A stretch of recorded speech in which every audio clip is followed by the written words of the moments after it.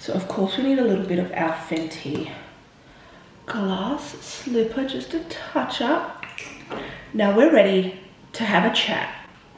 Hey my beautiful people, I'm so excited to be here. Now if you are new, my name is AJ. I'm an online content creator, I'm an academic, I'm a single mum to a daughter with additional needs. I am a plus size woman, I'm indigenous, I'm all about celebrating diversity, and I decided to sit down and give you guys a little bit of an update on everything that's been going on, why I needed to detox from social media, and why I'm taking time out to replan my life before I turn 31. So you may or may not have noticed, but I've been super quiet on social media. I completely had a break from content creation, YouTube, TikTok, Instagram, all the above. I just simply had to have a detox and have time away. And when I tell you guys, it has been the most needed break. It has been so refreshing. It has just really inspired me and reminded me why I started creating content online. Many of you know Australian media, but much like social media as well, is really dominated by this kind of stereotypical narrative. Marginalized voices are really underrepresented, plus size bodies, single mothers, all of the above. So my social media has always been a place where others can come and connect to me, but also it's a way for me to be able to come and speak about my own journey, my own perspectives, and my own experiences. And my journey on social media came about from something so organic, but I just felt like after getting back from India, I was so uninspired. I was just so drained when it came to social media. And you get into the natural and organic habit of looking back at my old content, how I was doing better then you start digging into your metrics. So you start looking at your stats and your unfollowers. And guys, I've been creating now for 2 to 3 years, and I never ever cared about my stats. I never cared about how many followers I had, how viral a video went. I never gave a shit about it. And that was something that I saw changing within me this year. I started to become really critical on what was happening. And then that really took away the organic, fun nature of what I do. But also guys, I'm not gonna romanticize my break. I got an ear infection. Now guys, I have never had an ear infection in my entire life, but this ear infection, it's still here. I'm still on antibiotics. It literally knocked me off my feet. Like I was in pain, but I was so sick, I was so drained, and something as small as my ear just impacting my whole body, it has changed my life, and it really has made me recognize how important my health is, and also importantly, listening to my body. I had signs of an ear infection, but I didn't go to the doctors like a lot of black fellas. I didn't go, I left it. I said, it'll be fine, it'll be fine, it'll be fine. And it definitely wasn't fine. And if I would have went to the doctors a lot earlier and got it treated, I wouldn't have been impacted as horrifically as I was. But I am on the mend. And again, totally reevaluating my health, appreciating my health, and being more connected to my body. So my detox from social media definitely wasn't all me. A lot of it was my health, but I am just so grateful that everything lined up, and being sick forced me to slow down. And then now, even on my healing journey, I've just taken time out to appreciate my life in general.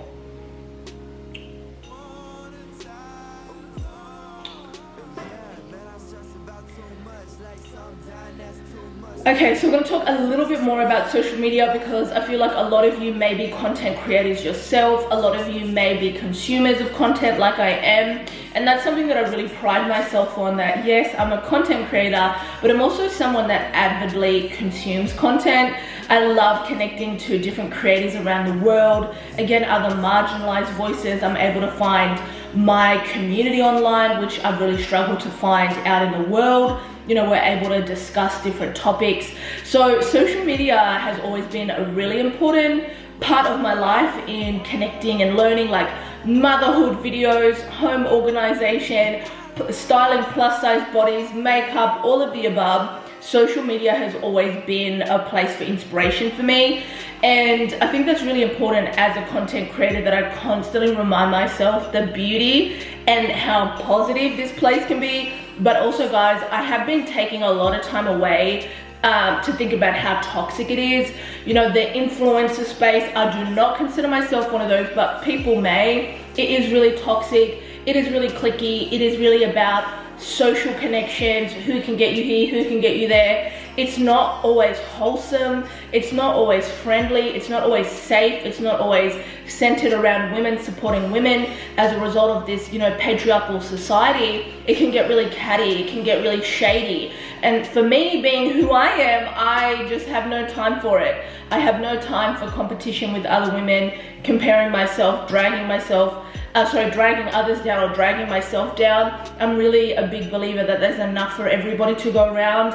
I'm really a big believer that if we support each other and grow as people who have platforms, we can help shape societal values and views. But again, just taking time off to kind of disconnect from that negativity and that unfortunate aspects that come along with being online. And importantly, guys, many of you know I'm like a really big lone wolf. I spend most of my time alone. I don't have a friendship group of other content creators. Most of the content creators that I do live out of Sydney.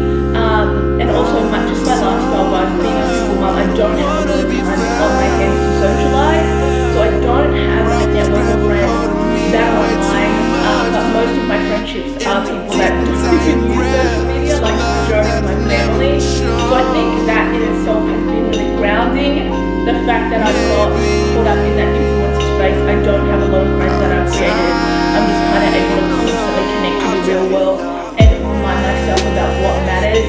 And falling sick with this ear infection was like the biggest wake-up call about what matters, about why I'm creating content, about what type of content I create, what do I need time for, is this something that I really want to continue doing? Like some dying, that's too much. With a good die young, that's true, yeah. Even when I act like I'm cool, well I'm not, but I'm used to that. This a true story, but insomniac. Just take a talk, but I'm used to that. I just hope that you're happy. Like a whole thinking all the types of things I could have said.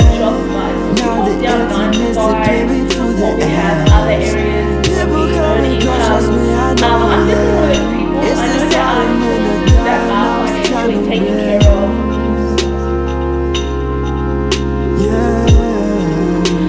That is definitely me. I know that there are other content creators that are blessed enough to be financially taken care of by their families or by their partners, so they're able to focus on chasing their dreams and their aspirations.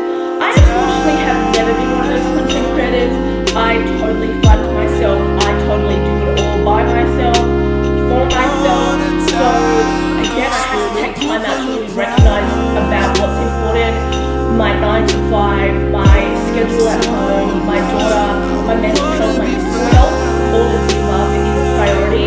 And I think sometimes, even if it is your 9 to 5, we can get swept up in work, we can get swept up in, passion projects, and we forget that we are the center of that and we matter the most. So that was my little section, detox from social media, reevaluating my life.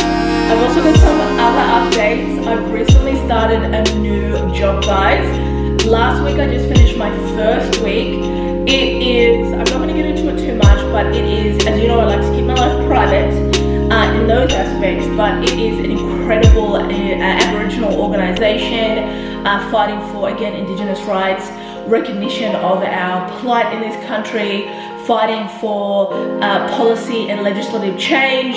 So I'm so excited, and guys, when I tell you this is a dream job, like this is something that I would dreamt of, and if you told me like 5-10 years ago that this is where I would be, working in a senior role, doing what I'm doing, I would not believe you. So I just also took time off to celebrate that. I took time off to really celebrate the new place of employment that I have, celebrate this new beginning, this big milestone in my life, and also again really prioritizing my work for this whole week. Just lots of reading, lots of research, getting familiar with processes within the organization. I'm sure many of you know. So I just took time out for that, and I definitely will be taking a slow comeback to social media. It's definitely going to be a more calculative and strategic approach to how I manage my online creation or my online business, and managing that, of course, with my 9 to 5. So it's just such a big milestone, something that I'm so proud of, and something that means a lot to me as well. Work where I wake up in the morning and I log in or I go in and I just feel so excited and honored to be in this space. So it's just definitely a role that I'm super excited about.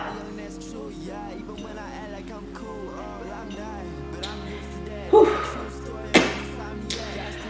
Okay, so we're going to talk about some more personal topics now. I am going to talk about my relationship. It is a long distance relationship, lots of travel involved. I'm not going to get into all of the details, but in saying that, guys, it also has been a big reason why I've had to take some time off social media and just take time away from socializing in general. I'm one of those people that really have to take time out in privacy to process what they're going through. I'm actually a really private person when it kind of comes to those things. And it being my second relationship in my whole life, I really have to take time to think about what I want to have in my life, how I want to live my life, envisioning what the next 5 or 10 years are going to look like. And it is really tough, guys. It is really, really tough being in a relationship with somebody who has a different religion, being in love or in a relationship with somebody who has a completely different culture to you, a completely different understanding of what family means, what lifestyles their parents live, communication, you know, all of the above. It is not easy, and I do want to come and sit down and create a dedicated video to talking about interfaith and interracial relationships, because I've been in 2 of those in my whole life, and 2 relationships period. So I do want to come and sit down and create content talking about that, the amazing, incredible aspects, but also how tough it can be. And I am a strong believer in a higher power. I am a strong believer in that things are going to work themselves out, you know. And I've just had to take time out to focus on Emily and I settling back into Australia, my job, and then my health. So just my ear infection, it was just absolutely horrific, and it just made me have to kind of really dig deep and think about my life, think about my health. But in saying that, it has been really tough to leave that life that I thought I was going to be living in India, and I think that's what's made this move so tough, because I set up a whole home there. I had settled in, I'd nested in the place, I organized it, I was so happy there. But for a number of reasons, I had to come back to Australia. I have family obligations here. My family is going through something really important or really impactful right now. And in my culture, in Aboriginal people's culture, we have to come together at certain times. And this reason is one of those. Like, there's just no way I could be living in another country right now. So I'm here for my family. My daughter also has a series of assessments. She just had an assessment last week for her neurological team. She has these annually for her court case that's pending in regards to her traumatic brain injury. So as you guys can hear, it's been a whole lot. And being a mother is my priority. I've set Emily into speech therapy, occupational therapy, physiotherapy, and we're looking at a behavioral specialist just to kind of help with some of her ADHD tendencies. So I've just thrown myself into getting Emily reconnected to all of her supports and really prioritizing her. It was also a big adjustment for her. Like, she often asks, are we going back? When are we going back? I miss this, or I miss this about Punjab. So it's been a big adjustment for us both. And I just really wanted to take time to settle her in, settle myself in, and also reconnect back to my family, who are so important to me. But in saying that, guys, I've been taking time out to rebrand myself, you know, taking time out to think about what I want to create, how I want to create. how I want to celebrate my Aboriginality, how I want to celebrate being a single mum, how I want to celebrate being neurodivergent myself, so having ADHD, and I will be creating a dedicated video to that, let me tell you, because we got updates. Guys, I'm also turning 31 in 20 days. So I said to myself that my 30th was my trial run. It was just like my training wheels moment. Now I'm turning 31. This is where shit gets real. This is my year for me. Like, this is a new beginning, a new chapter, and I am so excited for it. And taking time out to rebrand online, but taking time out to really refocus on who I want to be, who is AJ, who is Alicia, taking time out to connect to spirituality, taking time out to connect, again, like I mentioned, to my health, but also reading, guys. I read an incredible novel called Uneducated. If you have not read it, you must. Take time out to read again, guys. I haven't read a book in like for relaxation for like 5 years. I haven't read a book for 5 years for relaxation, and I've read my first one and I'm already onto my second book. So doing things that are really important for my wellness, doing things that are important for my health, and really thinking about who I want to be. So guys, this was my update. Let me know in the comment sections if you have any questions, if you want to hear more about single motherhood, Emily's updates. I am going to create an update about her homeschooling. So that's the other thing I've been working on, guys, de-schooling her and getting her into homeschooling. If you want to hear about relationship yarns, if you want to hear about settling into the new home, let me know what you want to hear, because guys, let me tell you, it has been a massive 2 months since coming back from India, but it has been full of lessons and it has been full of blessings, and I am just so grateful for this community. Get ready, because you are about to be seeing a lot more of me, and thank you for your patience while I had my little time away, but I'm here to tell you I am back. Don't forget to leave a comment, like this video, and I'll be back again soon. Bye!